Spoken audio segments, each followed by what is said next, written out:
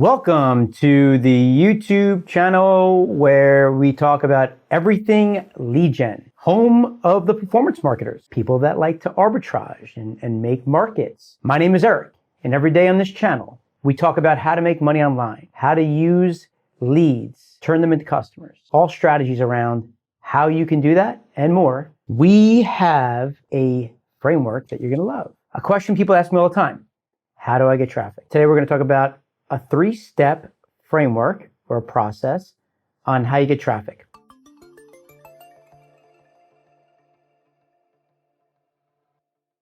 The more people that keep asking me, I'm going to be forced to create something. So I'll do it sometime in 2022. It's got to be set up and structured the right way where I can deliver and meet the expectations of what people would need and want. And it also works for me in my life, right? Because I'd be doing it more for helping people, making an impact. It's not about the money. I practice what I preach, right?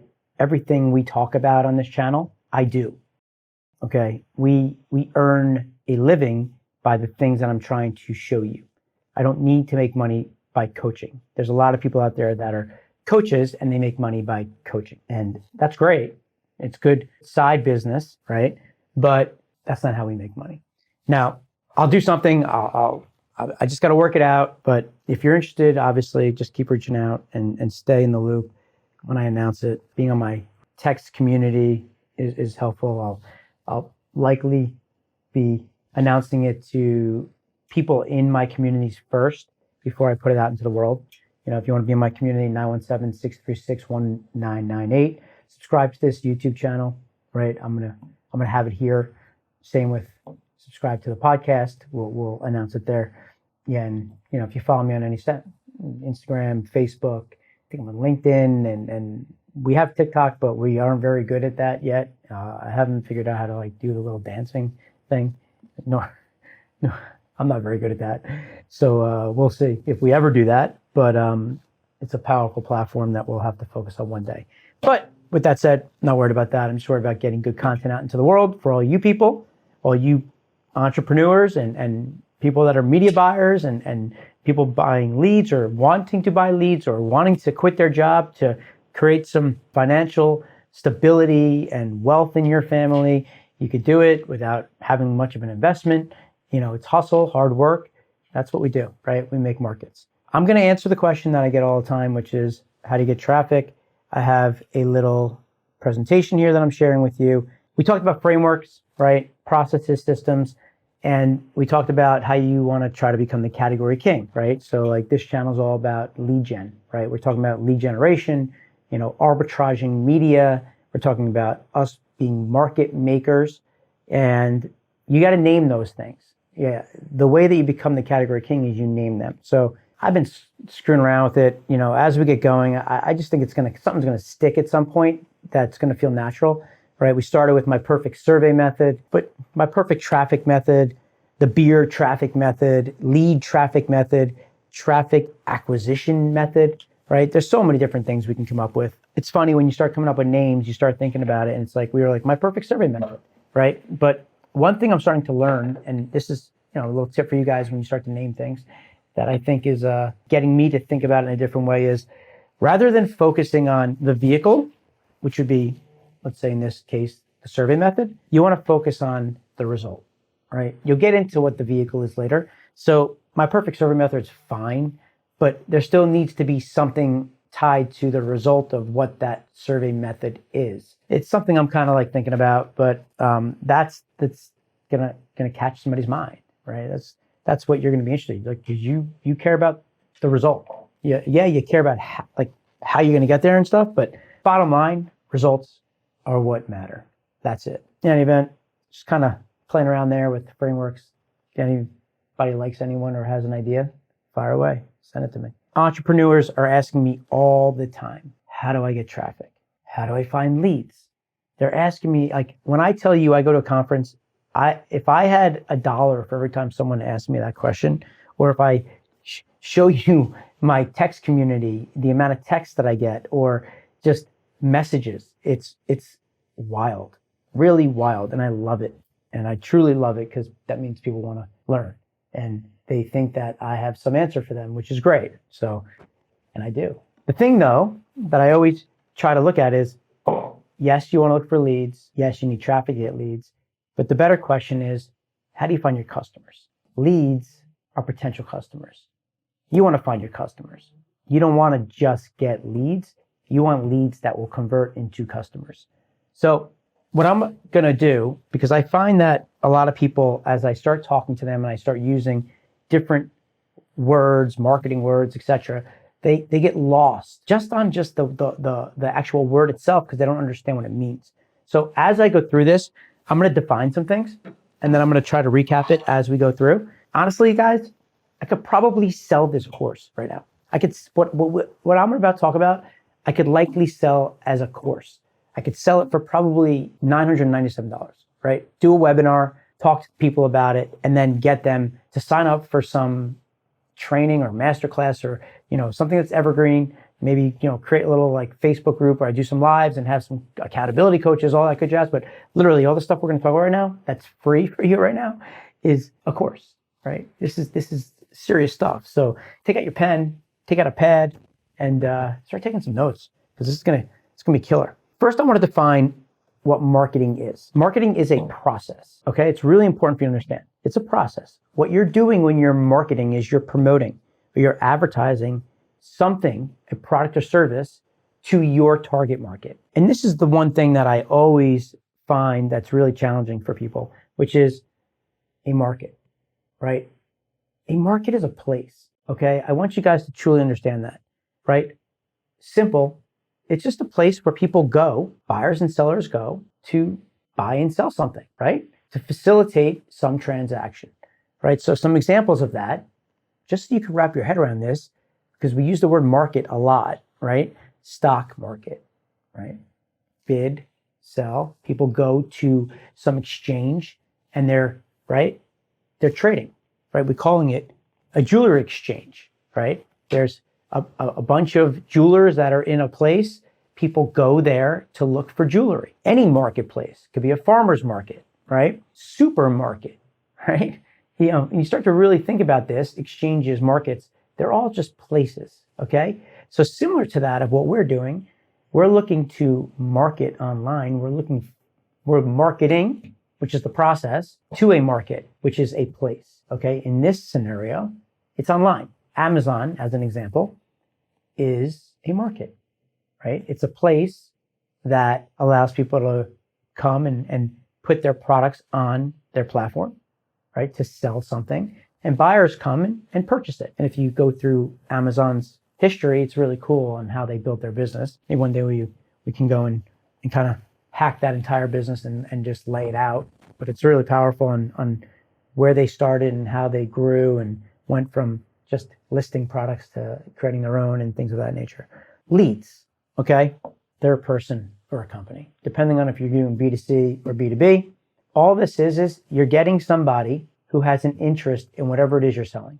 I find when I talk to a lot of people in the lead gen space, especially like these big players, they lose sight on that because there's so much data.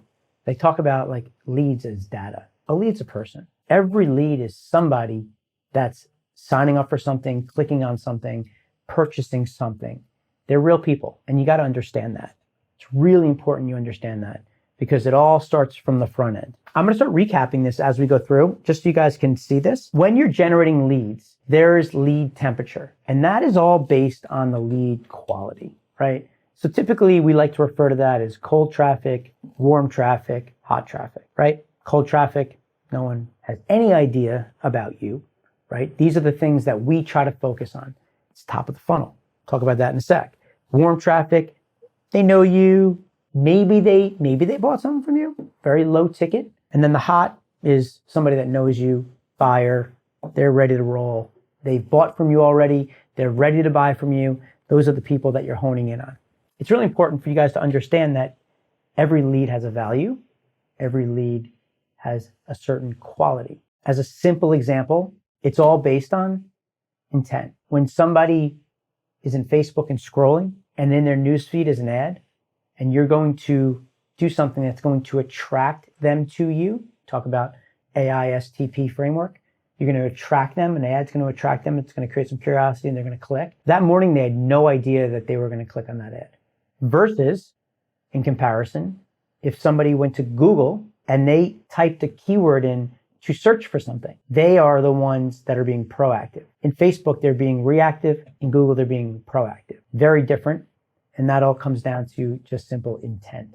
You might get somebody to buy in Facebook, but they didn't know they were buying when they woke up this morning. People that are searching in Google, those people, they want something. They're looking for something. It's a very different type of lead. That's all where the traffic quality comes in. And we could dive into that and create frameworks around that all day long. But I want to get through this quickly. It's not going to be quick. I got a lot of slides. So we might even break this up into a bunch of videos. We're going to continue on, but I want you to understand that like each one of these could be a framework. And here, it's a 3-step process, which is going to be a very high level. We're going to go into a bunch of stuff. And then I could always dive in deeper if you guys want in certain aspects. People ask me all the time. I'm happy to do so. Lead generation, it's a process, right? Leads are the people or the companies that have the interest in what you're buying or selling.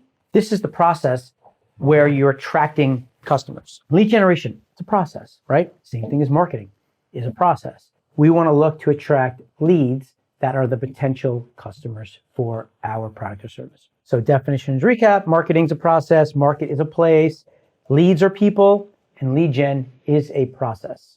We talked about this earlier, and this is important, right? When we talk about lead quality, typically, one of the most powerful things is being able to generate leads that are cold, right? Why? Because that means you can scale your business, right? It's great when you have people in your database and warm leads and hot leads, and those are the people that want to buy. But to grow your business, you still need to be able to generate leads on a daily basis of new people coming in that are in your pipeline that you're going to work to educate, nurture, to become warm, to become that hot lead that's going to buy from you. You can't expect people to buy from you day one, right? You can't just throw things down their throats. You got to let them get to know you. It's like me here. Like I said earlier, people are asking me, they want to pay me for me to create a coaching program for them.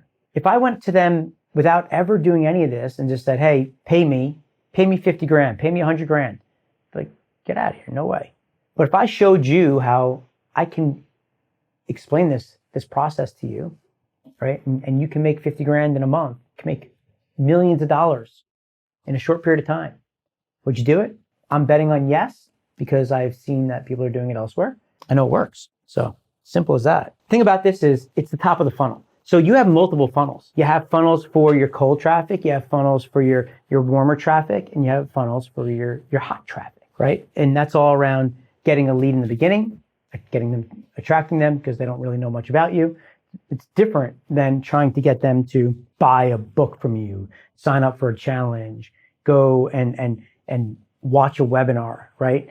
Very different. What we're doing is top of the funnel. This is before you get into your sales funnels. When we're creating our platform, like we complement platforms that have these sales funnels. So like a ClickFunnels, for example, like Survey Detective would be a complement to a ClickFunnels because of the process, the method that we're going to show people on how you can go and generate leads will then funnel into sales funnels later on as you start to capture leads into your database and you start to nurture them and send them back. Visual here. Obviously the idea is you want to attract the leads on the front end. We can get into that all day long. I can create frameworks around that. There's a lot of things that we would need to go over on creating ads and how you're positioning it, all that good jazz, right? But so ultimately here's just another little like visual for you to get an idea of what's going on, because I like visuals, right? And I took some screen grabs on the internet. Honestly, like I could draw things for you all day long, right? But this was kind of like the easiest way to do it. Just give you a second idea. But so now we're going to dive into this, okay? 3-step traffic framework. Number 1, and the most important, is the who. You need to know who it is you're talking to, okay? This is so important. This is something that people skip, and it's a disaster. If you don't know who you're talking to, game over before you start. Maybe get lucky with this big mass market play, but I'm telling you that For you to do this the right way, you need to understand who these people are, okay? And that's all around creating your avatar, okay? That's understanding the people that are your buyers. You want to talk to the people, right? We're looking for people that are going to fit your specific product or service. We want to niche down to the point where we know as much about them as we possibly can, right? There's a total market, and then we're looking for people within that market that fit our mold. And that's how you compete with people in the marketplace. You can compete with some of the largest companies in the world if you become a specialist, if you niche down and you understand who it is you are talking to. Here's some ways that people will go about creating some of these avatars, right? So you look at it by goals, values, challenge and pain points, objections, sources of information, how they consume content, what do they do, how much do they make, where do they live, right? All that good jazz. It's building avatars, right? If you look at this, there's avatar sheets out on the internet. You can go Google it and find some, or, if you need it, I'm happy to put one together for you. You got to do this to the point where you want to be able to look at a picture and be like, that's my customer. I'll give you a little tip if you're just getting started and you're somebody that's getting into like the self-improvement space, right? And you're starting to teach people things about what you know. It took me a little bit of time. But ultimately what you're doing is you're looking for people that are exactly like you 15, 20 years earlier. You've experienced something and now you're going to go and share your knowledge with the world. Ultimately, like for me, who am I looking for? People that want to become financially independent, right? People that don't have to play by anybody else's rules other than their own, right? People that get to choose how much money they want to make in a year. People get to choose on how many hours they work in a week, in a month, in a year. You can travel whenever you want. You can do whatever you want, right? No rules, your rules. You play by your rules. It's your life. Create a work-life balance. Ultimately, create something where work is your life and life is your work because you love what you do and it's fun. I got to find people like that. I got to find people that were, when I was in my 20s, 25, 30, 35, 40, where I was in my life. And I had this burning desire to start my own business and start to generate revenue and do all these things and be able to buy nice things for my family and just, be able to focus and help other people. But to do that, you still got to take care of yourself first. Those are the people I'm looking for. Those people that want to hustle their butt off, like literally like me 20 years ago. And there's certain like attitude that they had and a certain way about that they would do anything because they believe that it could actually happen, right? And be coachable and just soak in everything they can. It's ultimately you finding yourself earlier on that you can now teach so that they can fast track their success. So you're ultimately like bottling up your experience, your knowledge into, right? Like this is going to be like an hour video. And, we could be talking about 20 years plus of me doing this, right? Obviously I can't get into all of it, but you get the idea, right? But so you want to write all this out, right? You want to understand everything to the point where, you get into general information. This is more on the demo side, right? You're getting into their goals. You're getting into questions. What are their challenges? What are they doing online, offline, things like that. Okay? So that's really important. We need to know the who because we want to know who our target market is. What does that mean? Well, there's a market, right? If you sell computers, well, there's a market for people that buy computers. You ultimately want to create a target market, right? Remember, a market is a place where people go. We want to be able to aim to advertise our product or service to a certain segment within the market, right? A smaller subset, right? So when you look here, a group of leads or potential customers that you aim to advertise your product or service to, that is a segment of the total market. So as an example, right? If you have total market, then you could have a subset of that market and you could have a segment, another segment, another segment. The more you learn about them, the more you understand them, you can start to create these different segments. I'm going to keep defining these, right? Marketing process. Market is a place where people go. A lead is a person or a company interested in your product or service. That's going to be a potential customer.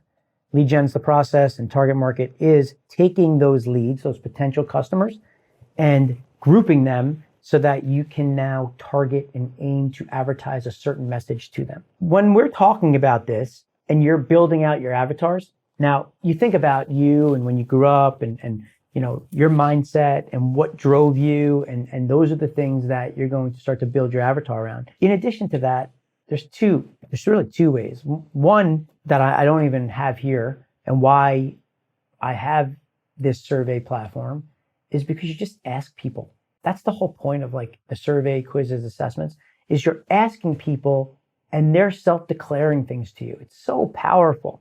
It takes the guesswork out of the equation, right? That's what's so amazing about it. Once you start using my survey platform and you start asking people, there's really two types of surveys that we push, right? There's if you're doing market research where you're asking people questions, they're then coming back in their own words and answering them, or you're creating like a segmentation survey where you already know your segments and you're just really trying to figure out which one a person belongs in so that you can then take them down your path and target to them and create perception and convert them into leads and customers and all that good jazz, right? Because they're going to love you and realize you get them. The second thing is data, okay? Now, when I say data, what I mean by that is there's a lot of different ways, whether it's from, as I go down there, but like your demos, your geos, all that good jazz, right? And that's kind of all goes together, like, and we'll dive deeper in a bit as we get further down the path. But there's things out in the marketplace today, right? Like you can go into Facebook Audience Insights, which is now called Meta, right? The metaverse, which I'm really interested in, by the way. I'm starting to dive into that a little bit. I'm excited about that. I really think I got to understand it more, but I loved Ready Player One. That movie is so cool. The Oasis. I'm just going to dive into it, but I love it. But anyhow, they changed their name to Meta, right? See my ADD kicking in. I got to get back on track. But you can go to Facebook Audience Insights, right? And there's so much information that they have about people that you can start to go and research to help with understanding your audience. Google Analytics, they tell you all the kind of behaviors people are taking, what they're doing, right? LinkedIn Insights. I mean, guys, there's so much data on the internet, which is scary, by the way. That's the whole issue with the whole cookies and all that good jazz. And that's why it pops up where you have to like accept that they're going to cookie you or reject it, whatever, with the whole retargeting and privacy acts. But the thing is that there's so much data out there for you to utilize, right? Like Google Trends is another one that's a great tool if you want to like track your competitors, right? Try to get a good understanding of like what people are doing. I like to use Google because that is people taking action, right? They're the ones searching for stuff. It shows that they have intent. There's a demand for it. So that's powerful tools, right, for you, right? Like when you look at Facebook Audience Insights, they give you all kinds of information about like, your interests, what you're doing, groups, all that good jazz. And that's great, right? Like if I knew that my group loved the Avengers, right, then, I could create like an Avenger box set giveaway. It would only be to a certain subset of an audience that I knew loved that. And I would have to apply it and it would have to make sense for what I'm doing on my back end. This is all super, super helpful on a lot of different levels. The thing is that it's helping you because you want to break down and segment your audience. What does segment mean? You're dividing your target market into groups. These people are going to have very similar characteristics. When you go and you start segmenting your target market, a framework is right around here. I have a framework for this, but I'm not going to get into this and go too deep. I'll go high level, but you got to be really careful when you do this because when you're segmenting your audience, you need to think about it as almost like being polarizing. You do not want one person to be able to fit into two separate segments. If that happens, then everything that happens after that, it's just not going to be as effective as it should be. Because the whole idea is that you're personalizing the messaging to that specific audience, that segment, right? And these people have these similar characteristics that when you go and you ask a question and you're going to segment them based on a certain question or questions, they need to, by no-brainer, fit into a certain segment, and that's it. Segmentation allows you to personalize your messaging, and in return, it creates a better open rate, a better click rate, a better conversion rate, a higher EPC, a higher eCPM. It's a no-brainer. People mass market, they just dump it out into the world. And it's great. If it works, awesome. If all your competitors are doing that, awesome. That means there's opportunity for you. That means there's opportunity for you to really take hold of a certain market, a target market, by you going and you just keep getting into those subsets, lower, lower, lower, lower, right? It's like, soccer mom, then you have soccer moms that are single, then you have soccer moms that are single, more than 2 kids over the age of 10. And you just keep going, right? And you start building out the who.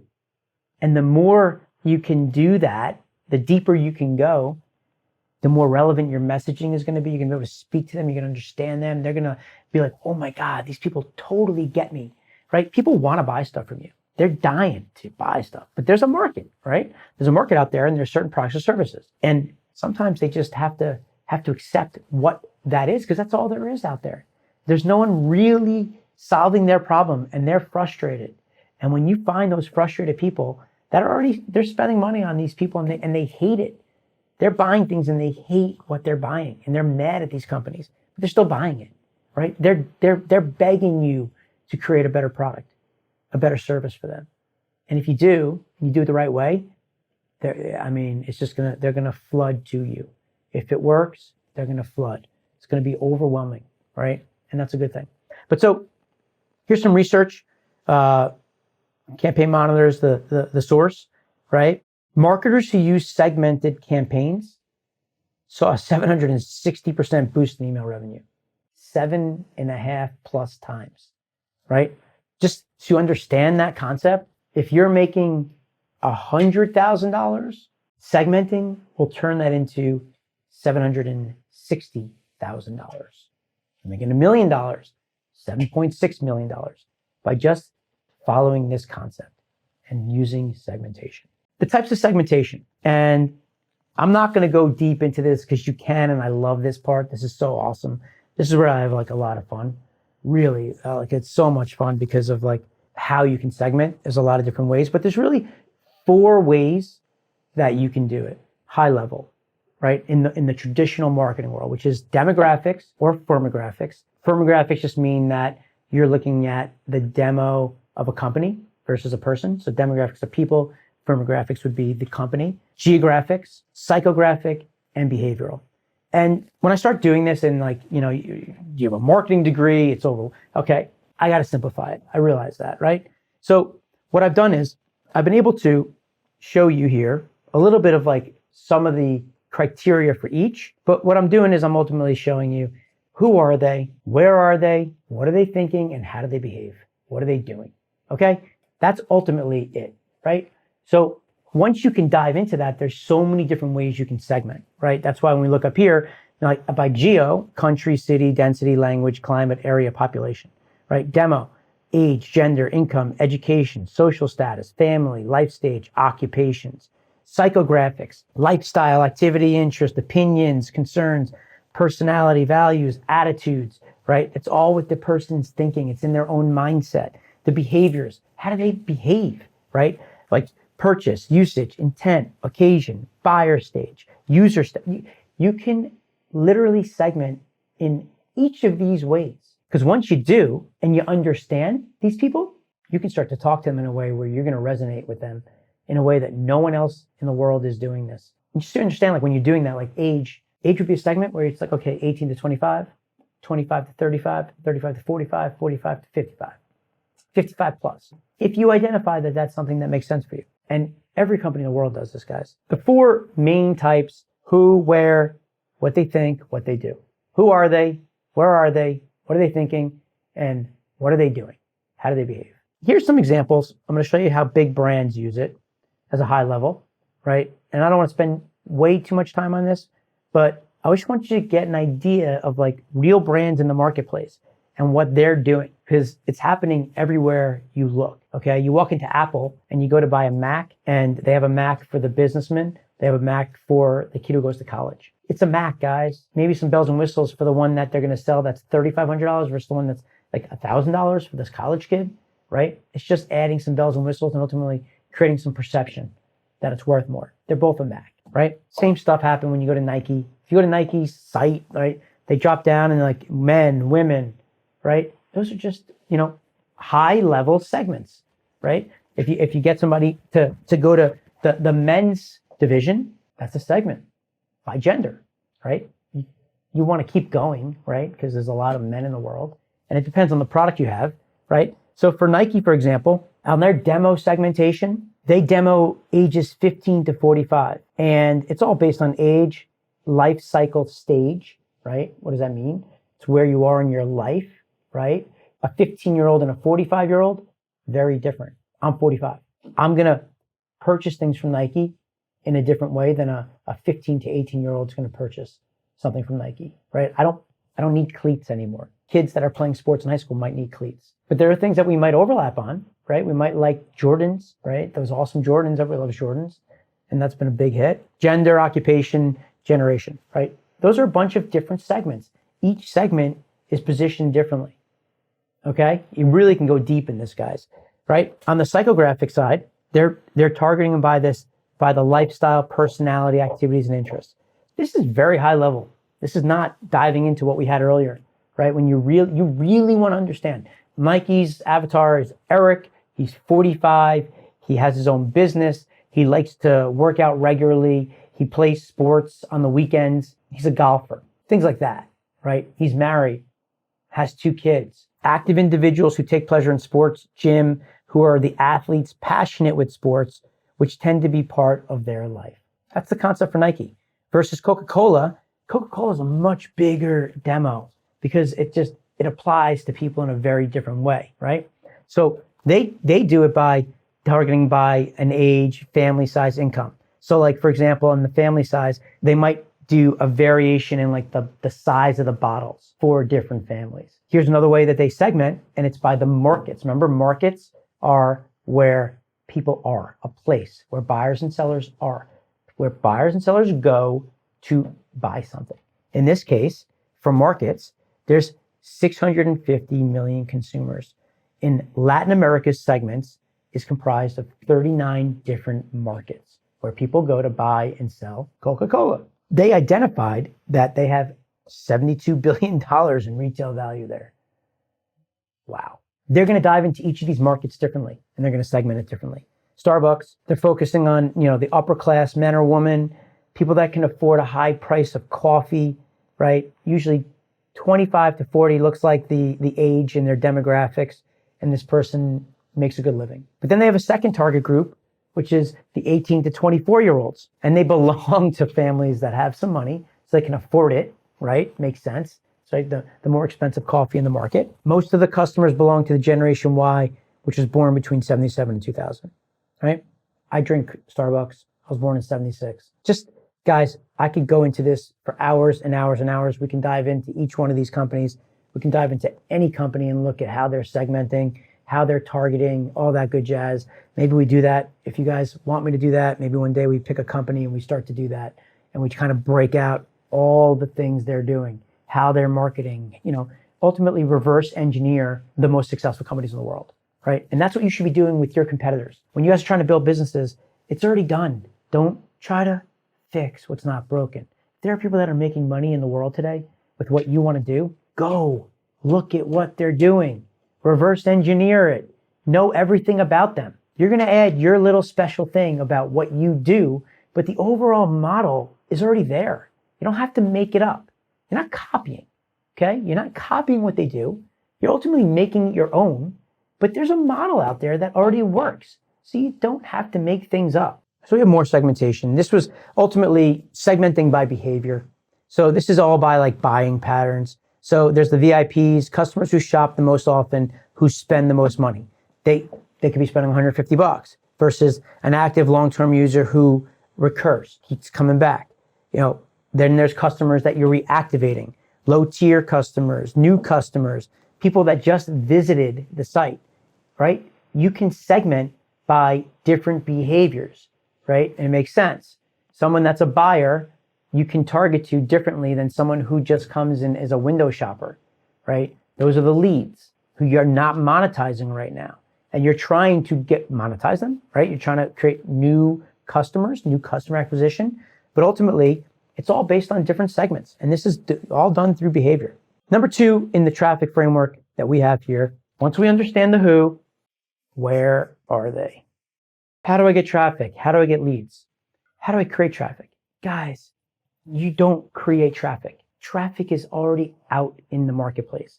I probably should define traffic. Probably should one of the definitions, which I did not do, right? Hey, bud. We got a visitor. My little guy, Ozzy. All right, Oz. You want to come in and talk to people? Let's do it. All right. Here, you want to sit up here? I'm going to define what traffic is. You're in a car. You're driving somewhere. Sometimes it's a breeze. I live about 45 minutes outside of Manhattan.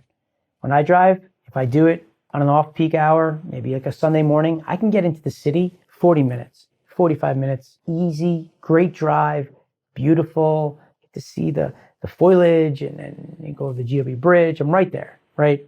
Piece of cake. If I go on a Monday or a Tuesday or Wednesday, it could take me 2-3 hours if the traffic is bad, right? There's a ton of cars.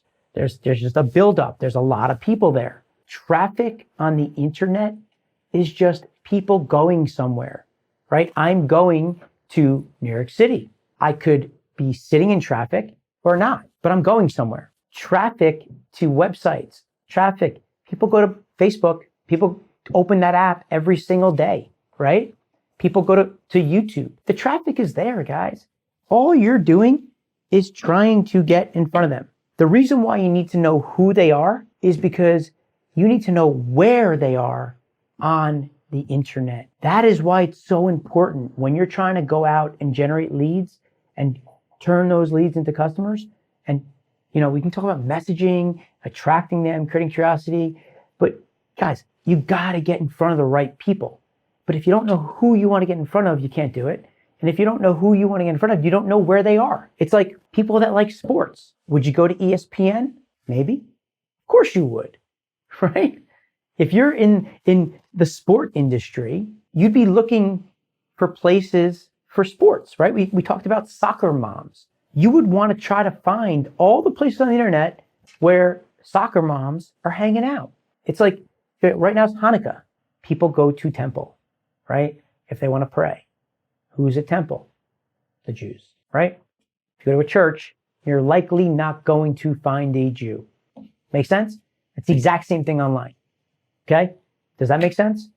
You want to go and find where they're hanging out. The whole idea here is that people are going to be hanging out on the internet, right? So when we look at like referral traffic sources.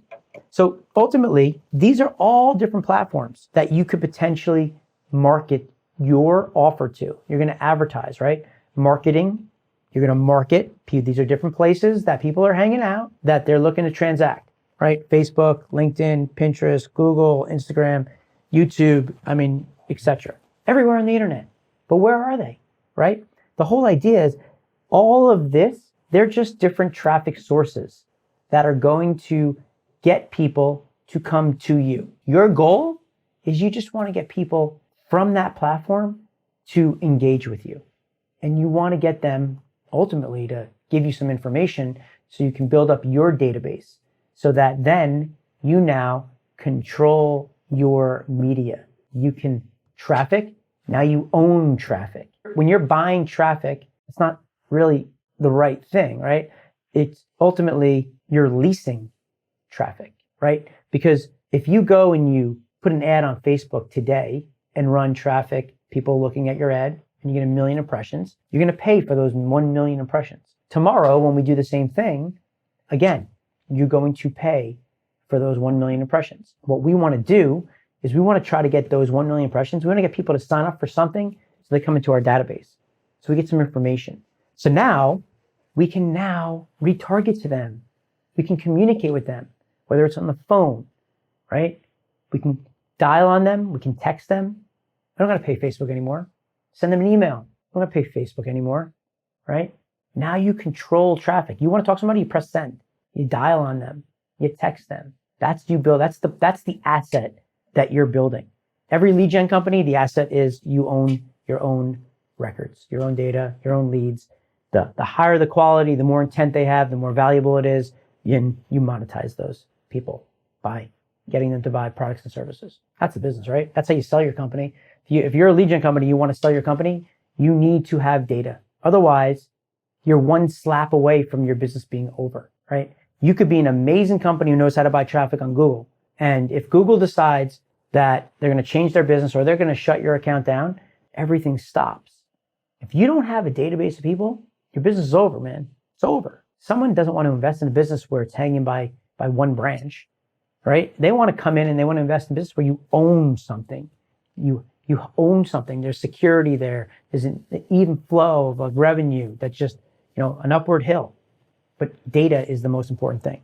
So referral traffic sources. There's different kinds of different traffic sources: social, email marketing, content and blogs, links from other sites, organic search, paid search, social media, right? Like there's two types of traffic, right? You can go out and you can pay for traffic, right? You buy an ad, or there's that whole influencer world, which maybe you have a following. And if you do, then you're awesome and amazing, right? Like I'm here, I'm trying to build up a community. If you're watching this, then you're part of my community and I'm making an impression on you. If you were to go somewhere and then take an action on one of my sites, I would have earned that traffic. I didn't pay for you. My time, right? My energy, my giving is ultimately creating this relationship with you, but I'm not paying for you to click. Make sense? Versus if I'm not an influencer, which most people aren't that are getting into the business for sure, you go and you buy traffic, you pay for clicks. And that's how you get people to come to you. Direct marketing. You go direct to them. From my perspective, I just want you guys to understand this. We're like market makers, right? When I started my company and things that I could teach people that have $0, want to, quit their job and get into this business, you're ultimately becoming a market maker. Arbitrage is ultimately, and we've talked about this in the past in other videos, but I wanted to just put it out here just in case you're new to this channel and you've never seen this before. And if you are new, please subscribe so that you can get all of this great content every time we launch it. But so arbitrage is ultimately you're buying and selling the same asset for profit. Okay. We've talked about there's all kinds of different types of arbitrage, right? There's the retail arbitrage with, listing a product that you buy at a discount on Amazon and then selling it for more. And you make a middle, you make the spread on that. That would be a tangible product. What we do, lead arbitrage, which is intangible. You can't touch it, right? But you're selling intent. You're selling, people are raising their hand saying they're interested in a product or service. You're generating that lead. You're selling it to someone that's selling a product or service. They want to buy that lead. And then you make that middle. You make that difference, right? That's what we're doing. We're arbitraging traffic or arbitraging media online with leads, right? Just to go and recap here: marketing, market, lead generation, target market, segmentation, arbitrage. Okay. I got to recap this because I feel like it's a lot of information and I feel like this is helpful. So I'm going to leave this here for a moment. You guys take a look at it, right? Marketing is when you have a process to go and you market. The market is a place where people go to buy something. A lead is a person or a company. The lead gen is the process. The target market is the group of leads that you're creating as a segment to target, right? And what are we doing when we segment? We're dividing them into separate groups that have exact same characteristics. They're all the same in that group. And market segmentation is you divide the target market into groups with similar characteristics, right? So you've identified your segments and now you're creating your segmentation of that market. So now you're going deeper, right? With what we do with the soccer moms. And to arbitrage, which is what we do, right? I do that. That's how I built my business, right? Arbitrage media. I ultimately buy and sell the same asset for profit. Earlier, I said market maker. And people that aren't familiar with it, when I was younger, coming out of school, I remember I was a finance major and I interviewed for this company called Knight Securities at the time. I guess a family friend's husband was there and they got me an interview and I had no idea. But they were market makers.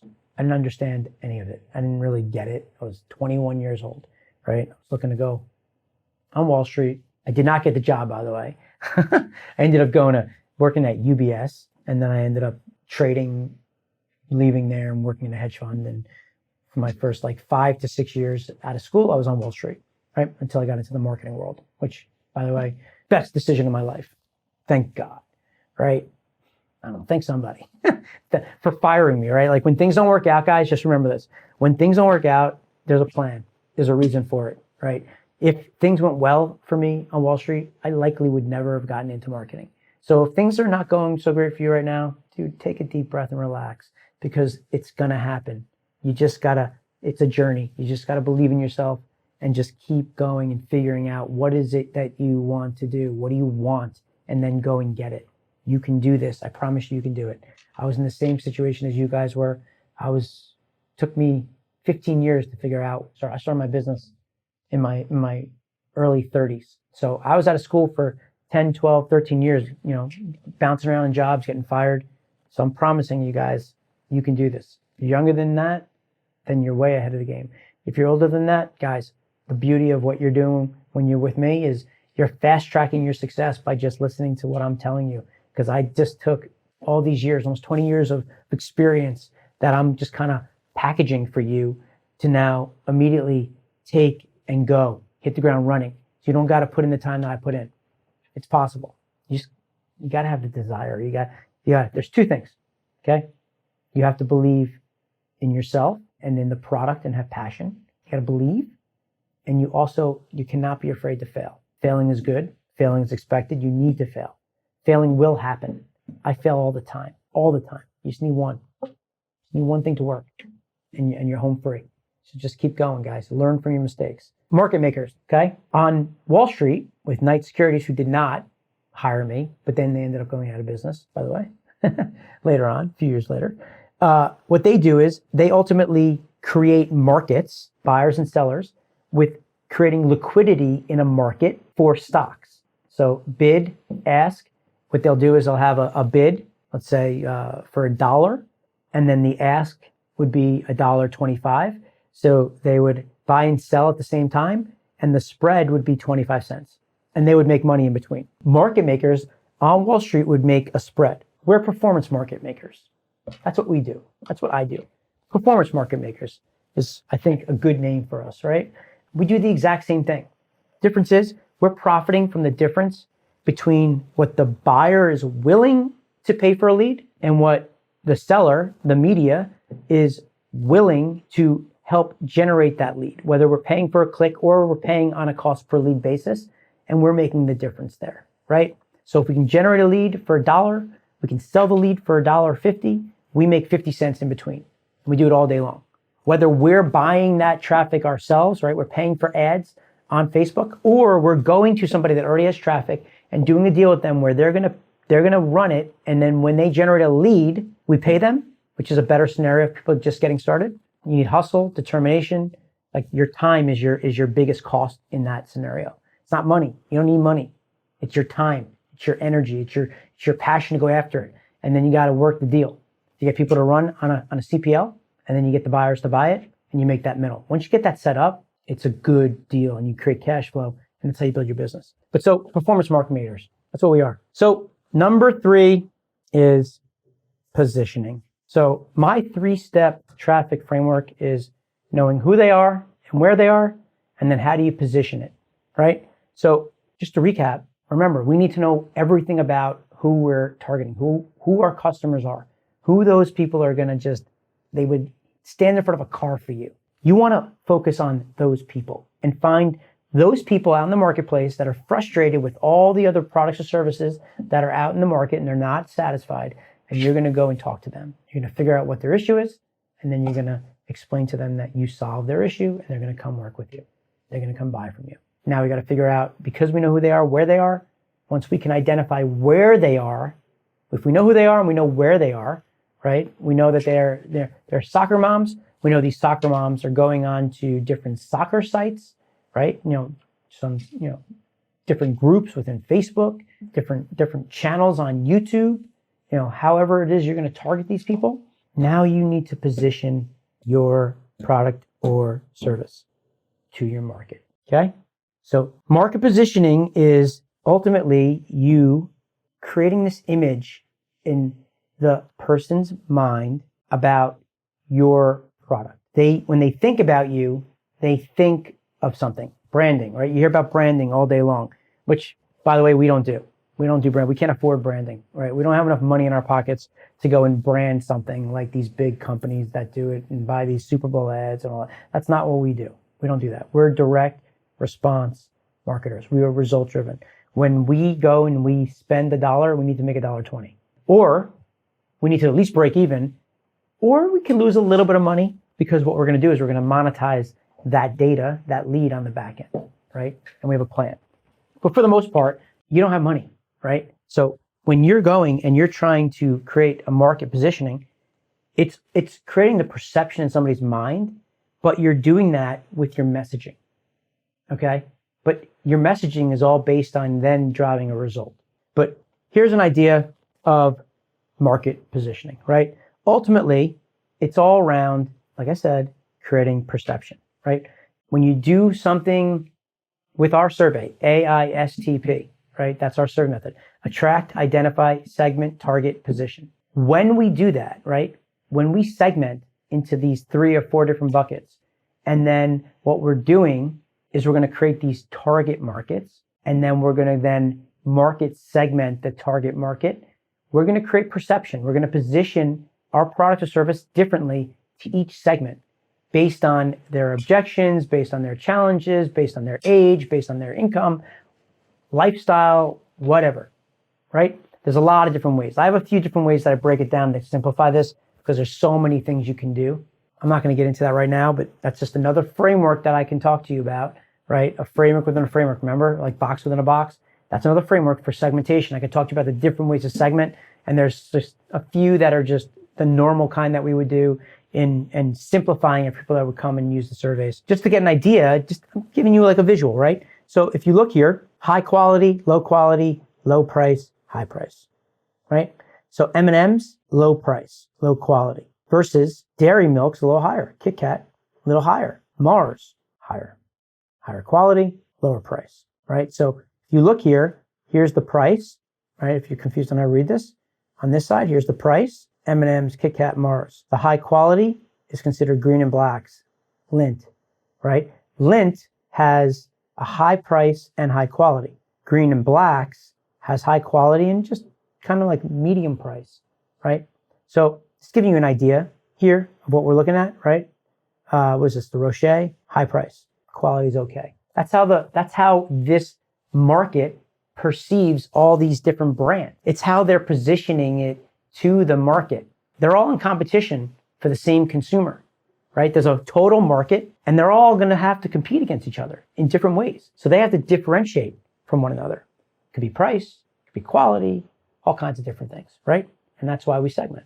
A perceptual map, which is something you just saw, what it does is it's a visual representation of how your customers are viewing each brand. So ultimately, it looks at where do consumers rank companies and how they compare them to the competing companies. In this scenario, in perception of customers, here's a perceptual map showing athletic footwear. We have price, expensive to cheap. We have performance to looking good, okay? And here's all the brands in the market and how they all stack up based on the perception of a consumer in that market, right? Make sense, guys? Is it starting to like hit a little bit, right? So like each one of these companies is targeting a different segment. Some of them are targeting the same, but if you look here, right, people that are buying expensive stuff, North Face, Asics, Reebok, Nike, Puma, Skechers, high tech, is very different type of consumer than the person that's going to be writing this Gola or Fila, right? New Balance is lower, Adidas is middle of the pack, Converse, right? That's all just simple price. That's just one way of how you look at it. Like people's minds, in their mind, they perceive that North Face should be more expensive than New Balance. If New Balance wanted to change that perception, they would have to go back, reverse engineer everything, look at their competitors. What are they doing? How are they doing? How are they creating this perception in the marketplace? And then they'd have to create a different marketing campaign, right? And you kind of go back to the whole thing. Who are they? Where are they? How are we positioning our product or service, right? And then all the things that go in between of that, with the target marketing and all that good jazz, right? Segmentation. On the same respect, performance versus fashion, right? Athletic footwear. So Skechers, Converse, they're looked at as more of like a fashionable shoe. People that will buy it, maybe they use it to go out to the movies, go to school, etc. You could still do the same thing here, but over here, you're looking at if people are active, Asics, Reebok, New Balance, Nike, Puma, those are people that are looking to compete. They're athletic. People that are like going to go and run a race are likely not going to go and buy Converse. I love Asics. For me, they're the most comfortable shoe in the world, by far and away. I wear them when I run. I wear them when I play tennis. Oh my God, I love them. Like, to me, in my mind, the perception is ASIC is the most comfortable shoe. I won't even try other shoes. And I may not even be right. There might be a more comfortable shoe out there, but for me, ASICS, in my mind, has done right by me. I'm their customer. I'm loyal to them. I'm gonna get ASICS until they don't deliver, or someone talks me into trying on something different at some point, and then they can steal me away and create a different perception for me. But so this is all around what a perceptual map is and how you use this in the market. Okay. So this is just a little something I wanted to show you on how like you position yourself. And I took big companies and they're just taglines, right? They're ultimately, they're feeding your mind. You know how they always say like media like controls the way people think, right? That's the whole thing. Like it's just whatever, you know, like when Donald Trump was running and the whole thing was going with the election, Fox News, if you watch Fox, they were always pro-Republican. But if you watch CNN, they were pro-Democrat. And it was just like, it was people's opinions on different news channels. And that's the media that we have.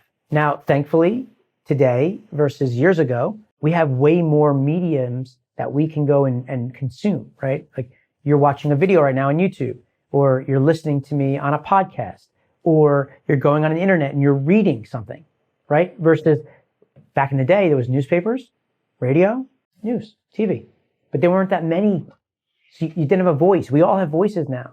We all have access because of these phones, because of the ability for us to just go and create content so easily. What that did for us was it opened up so much opportunity in this world for us to be able to get our voices out into the world, right? And then if we build a big enough community, we can move things. If we all can come together and create a community that we're all behind, right? Like XRP being sued by SEC, the SEC thought they would run over them. They completely underestimated the community of XRP. And XRP is going to win this case. That's why I'm invested in it. And you should too. But you do it on your own. I'm not a financial advisor. If you do it, it's on you. You could lose money.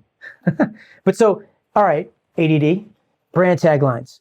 Mercedes-Benz, engineered like no other car in the world. BMW, the ultimate driving machine. Southwest Airlines, the short haul, no frills, and low-priced airline. Avis, we are only number 2, but we try harder. I mean, come on, right? You guys see? This is all market positioning. It's a quick tagline to grab your attention, and they're trying to resonate with their target market, right? Some people, I love it, right? Nike, just do it. Coca-Cola, the real thing. Target, expect more, but pay less. This is all thought through on who are we talking to? This is it, right? Volvo for life. Home Depot, you can do it and we can help, right? It's great. Obviously, in Home Depot scenario, it might be, oh man, like the only people that are going there were contractors, people that knew how to do something, that were handy. And Home Depot is like, man, we want to get more people in here than just the general contractors. We need to get that everyday person, that guy at home who's a home improvement guy. We can show them they can do it, right? And now, ultimately, they're showing that they're going to help you with whatever it is you need to get done at home. And it opens up so many more customers in their segments. That's the concept if you want to think about like how you're positioning your product. Here it is. Who, where, market positioning. 3-step traffic framework. We could always dive in. We could easily go deeper on each of these. And I just spent some good time with you and I didn't even scratch the surface. That's what's, it's so awesome and beautiful. But the thing is, I can spend 5 days with you on each of these, or I could talk to you in an hour or two, right? But so just to give you like a little bit of recap, lead gen is at the top of the funnel. Okay. This is where we're starting. It's the cold traffic. It's the people that don't know that we're coming for them, that they need us, that they want us. They don't even know it yet. They don't know it. And that's why we need to be really good at knowing who is it. We need to find them. We need to know who they are. We need to know where they are. And then we have to resonate with them. We need to create some perception and market our product where we position ourselves in a way that the people that need us know that they need us, that we grab their attention. And the only way we can do that is if we know them. Top of the funnel, right? Tofu, mofu, bofu. Top of the funnel, middle of the funnel, bottom of the funnel. Just some things that I grabbed off the internet that I would go through with you guys, just to give you guys a better understanding for examples, right? Is percentage of traffic from social for some of these websites. Okay, I just want you to understand this from the traffic source. Remember, we're not creating traffic, we're finding traffic. We're finding out where they are, right? So Washington Post, the most traffic is Facebook, Twitter, Reddit, StumbleUpon, other. These are their social channels. Crazy, right? That New York Times, look, Huffington Post, Facebook's their biggest traffic source, abcnews.go, right? We just talked about CNN and Fox News, right? So if you look here, if you're targeting Democrats, you're going to go to CNN. If you're targeting Republicans, you're going to go to Fox News, right? It's as simple as that, right? We know who they are, Democrat, Republican. Where are they? CNN, Fox News. Now, how do we position it? How are we positioning our product to get the person to take action? So here's something that I thought was interesting with website categories, and it shows traffic by a source. Now, the first one that we just looked at was social media, right? This is by source. So search traffic, direct traffic, referral traffic, social traffic. 4 different sources, okay? There's a lot of different things that fall in between each of these sources, right? On search, right? Bing, Google, Amazon is considered a search engine. Direct is getting a click. It could be an email send, right? Or a click off of somebody's site. Referral traffic is somebody passing that to you, right? And you're tracking that. And social is social, right? Facebook, Instagram, or whatever. But so if you look here, arts and entertainment, 44% of their traffic is search. Religion and spirituality, 59.6% is search traffic. Wow. Let's see, what's the lowest for search? 33%? So non-standard content and business, interesting, is lowest. Direct, 48%. Let's see, anybody in the 50% here for direct? 48.5%.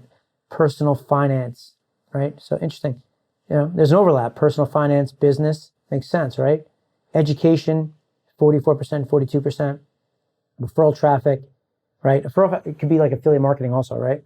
And social media, right? And what they mean by social here is not necessarily you purchasing. I think what they mean by that is like them actually getting clicks that it's earned, right? We talked about like paid, like versus earned. Earning is you having a community, putting out content, you clicking, right? Versus paid traffic is us being able to go and get a click. We don't need to have one follower. We're just buying traffic where traffic already is.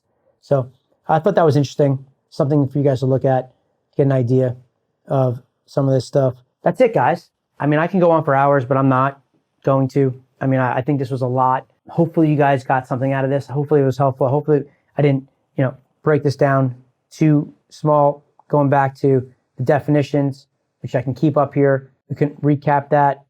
But ultimately, the 3-step traffic framework, right? Our perfect survey method, our perfect traffic method, our result method, our lead traffic method. Right now it's perfect survey method for one. So, and we have shirts with that on it. So we'll see, but there's 3 main steps. You need to know who it is you're talking to. Then you can figure out where they are on the internet. And then you just have to position your product or service to each of your segments. When we talk about my AISTP method, you want to attract the right audience so that you can identify what segment they belong in, so you can create your target markets to position your product or service in a way that each segment feels like you're speaking directly to them, personalizing your messaging to their exact problem when your core offer never changes. That's it. Boom. If you look at it here, here's the definition recap. I think it's really important for you guys to understand this.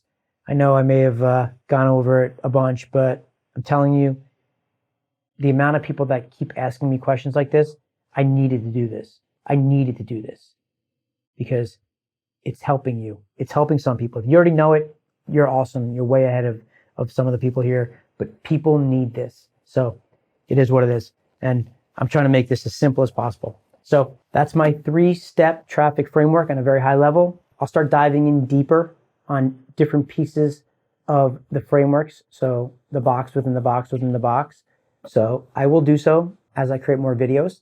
We'll dive deeper into some of this stuff, but it seems like most of the people want to see, for whatever reason, the videos that do the best, how to make $1 million in a year, how to make $80,000 a month, how to do this and blah, blah, blah, blah, blah. It just seems like those are the things that resonate with people. I'll likely be doing more of those types of videos, but I just felt like it was important for us to kind of go through this a little bit. You guys get some good knowledge behind you because it's, we're talking about like the whole, like the lead gen, right? But this part, this is like trainings, man. I appreciate you all. Whoever's watching this, if you're here to the end, man, you're my guy or gal. You're part of my diehards. You really want this, and I promise you it'll pay off. If you stay and you keep working hard and you persevere, you believe in yourself, don't be afraid to fail, I can guarantee you that you will succeed. Never give up. Just get started. With that said, guys, thank you for being here. Subscribe to my YouTube channel. Subscribe to my podcast. Follow me on my social channels, Instagram, LinkedIn, Facebook. This was awesome. I had fun. Hope you did too. Hope you got something out of this. If you have any questions, ask me. Again, you can text me, 917-636-1998, or you can comment below and I'll respond. But with that said, guys, thank you for being here and be well.